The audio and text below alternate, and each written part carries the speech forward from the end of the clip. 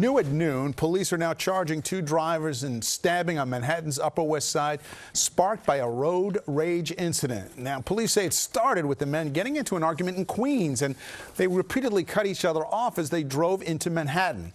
Police say at one point, 28-year-old Antal Lakatos rammed 38-year-old Shakir Ahmad's car, sending it into a pole. This was East 62nd Street and Lexington Avenue. Police say Ahmad then stabbed Lakatos, and Ahmad is now facing charges including attempted murder and assault. Lakatos also charged with assault. Both drivers have prior arrests.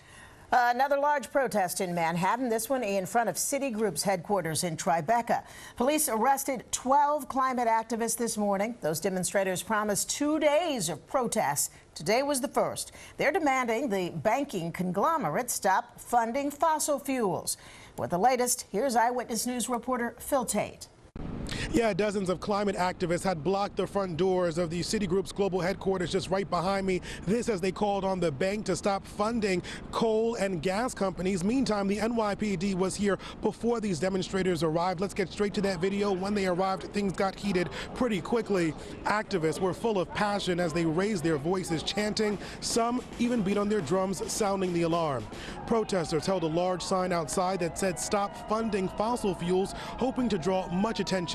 All part of a growing movement to increase pressure on big banks to stop funding the fossil fuel industry that they say is responsible for driving the climate crisis.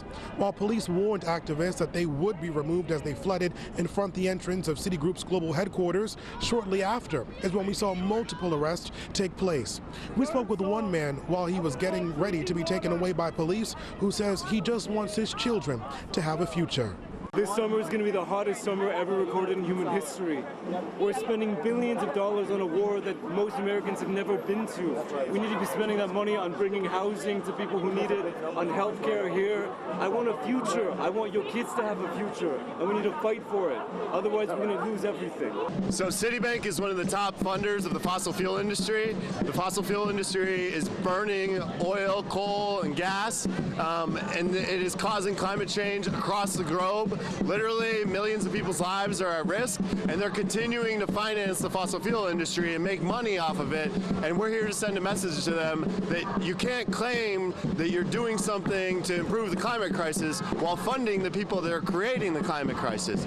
And we're told at least 12 people have been arrested and will be standing by for any further protest. We're in Tribeca. I'm Phil Taitt, Channel 7 Eyewitness News.